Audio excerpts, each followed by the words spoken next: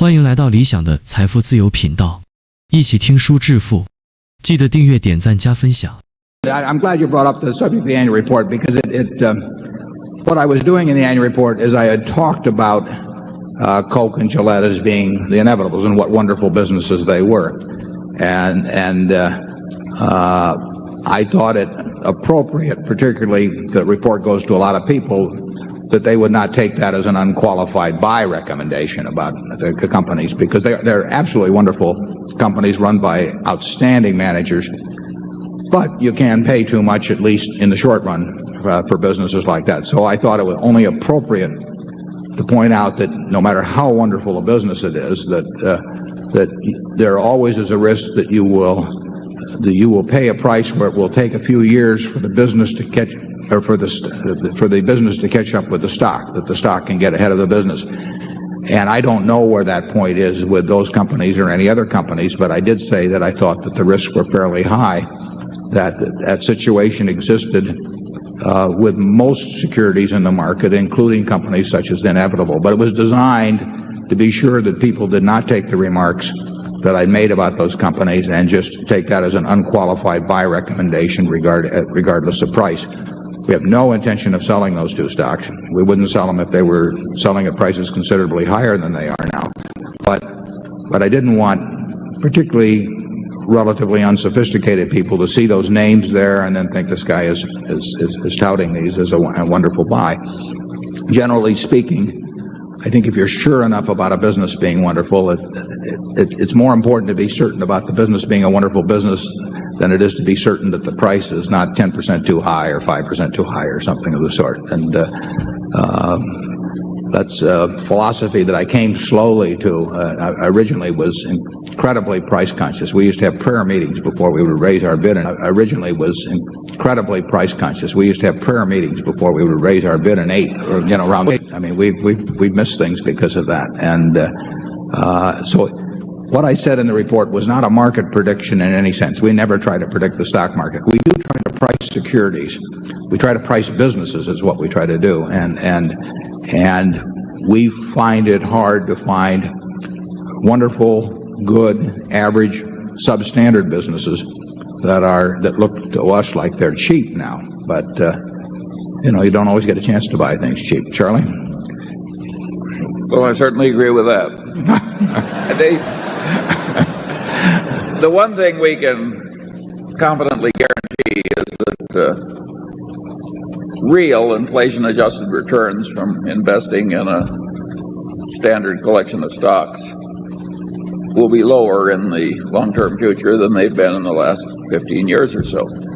This has been an unprecedented period, and there will be some regression toward the mean in average returns from investing in the stock market. American business has done extraordinarily well in the last decade plus, and that's a huge plus for securities because they just represent pieces of those businesses. Interest rates over the last 15 years have fallen. That's a big plus for stocks. Anytime interest rates go down, the value of every financial asset goes up in rational calculation. Both of those factors have combined in recent years to produce conditions that enhance the true value of American business.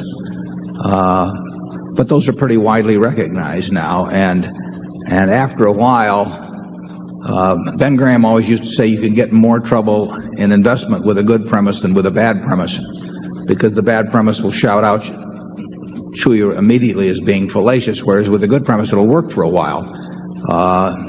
Businesses are worth more money if interest rates fall and stocks rise, but that eventually the market action of the securities themselves creates its own rationale for a large crop of buyers, and people forget about the reasons and the mathematical limitations that were implied in what got them excited in the first place. And after a while, rising prices themselves alone will keep people excited and cause more people to enter the game, and therefore the good premise after a while is forgotten, except for the fact that it produced these rising prices, and the prices themselves take over. he wrote about that in the connection with the 1920s when Edgar Lawrence Smith in 1924 wrote a fine book on why stocks were better than bonds, and that was sort of the Bible of the bull market of the 20s, and it made sense if you paid attention to a couple of the caveats which were in Edgar Lawrence Smith's little book, which were related to price. But people tend to forget about the importance of the price they pay, as the experience of a bull market just sort of dulls the senses generally. Mr. Buffett, my name is JP from Singapore. I flew 24 hours to get here. Mr. Buffett, throughout your life, you have repeatedly under-promised and over-delivered. For many recent years, for example, you have targeted Berkshire Hathaway's long-term book value growth at 15%, yet you have come through at about 24%. That is a big gap of 9% between your modesty and the outcome. Perhaps the biggest dose of modesty in corporate history. May I ask, why is there such a big gap between your modesty and the outcome? I don't think it was modesty. I think it was, for one thing, we've had a terrific market that has reappraised all businesses in the last 10 or 15 years. So when we really started worrying about future performance, the key factor was having larger amounts of capital. And there's no question that the larger the amount of capital you work with, the more difficult the job is. Now, we were fortunate that ascension in capital happened to coincide with things that just lifted all the boats substantially. And so we have had better luck than I would have guessed we would have had 10 years ago or 5 years ago. But it's been aided by a huge tailwind, and 10 years ago or 5 years ago. But it's been aided by a huge tailwind, and it's done as well in absolute terms. And we won't have that tailwind in the future. I can assure you of that. But we will have the larger amount of capital, which is the anchor that works on us. So if Charlie and I could make a deal to increase the intrinsic value of Berkshire at 15% a year over the next 10 years, we would sign up now. And I don't want you to even tempt us with lower numbers, because those numbers get astounding. If we paid no dividend at all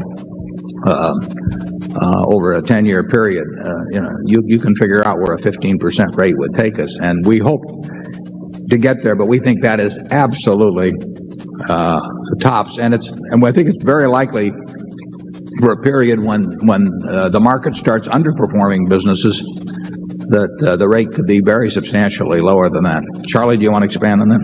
Well, the questioner came from Singapore, which has perhaps the best economic record in the history of developing an economy, and therefore he referred to 15% per annum as modest.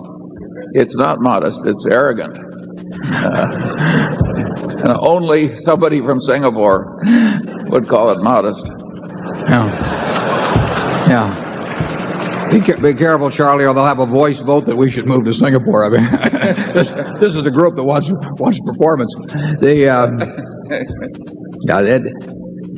Large quantities of money are not going to compound at super rates, at super compound rates. Small sums probably aren't either, but large sums aren't. And if anybody that manages large sums of money that promises or implies that they can achieve really outstanding returns, I'd stay away from them. The numbers just get too big, and you've seen some of that with certain money management organizations in recent years, and 15% on an intrinsic value which is substantially greater than our book value gets to be a very, very big number. And we need huge ideas. We don't need thousands of ideas. I mean, we might need them, but we could never come up with them. So what we look for is the very large idea, but we're not finding them now. And We'll keep looking, and every now and then we will find something. But it really, if you think we're going to have any chance of doing better than 15%, and believe me, that is no number that I'd want to sign my name to, but you really shouldn't. You're going to be disappointed in Berkshire, and we don't want to disappoint you, so that's the reason we try to be realistic about expectations. Zone 6. My name is Darrell Patrick from Dayton, Ohio. How many shareholders do you have that have owned Berkshire longer than you and Charlie, and have you ever gotten together with them?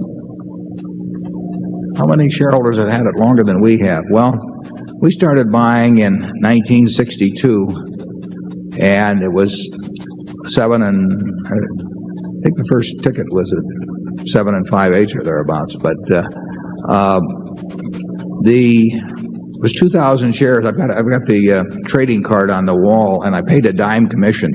I can't believe I was paying a dime commission in those days. We pay a nickel now, and that's on much higher price stocks. It's a good thing I didn't have a fist fight with a broker about whether to pay it or not. I might not have those 2,000 shares. We have, as a director, Kim Chase, and his family's holdings in Berkshire go back to what? Kim, where are you down here? There we are. What year would you? The 20s, yeah. The Chase family has been in Berkshire since the 20s. But I would say we bought about 70% of the Buffett partnership, which was a partnership I ran in the 60s, bought about 70% of the company. So that means there were 300,000 shares roughly that were not owned by us. Aside from the Chase family, I'm sure there are people that I'm sure we've got 50 or 100 shareholders maybe from that earlier date that are still around, and I'm glad they are. Charlie? Nothing to add. Zone 5, please. I'm Eric Butler from Menlo Park, California. A couple of questions, one serious, one not quite.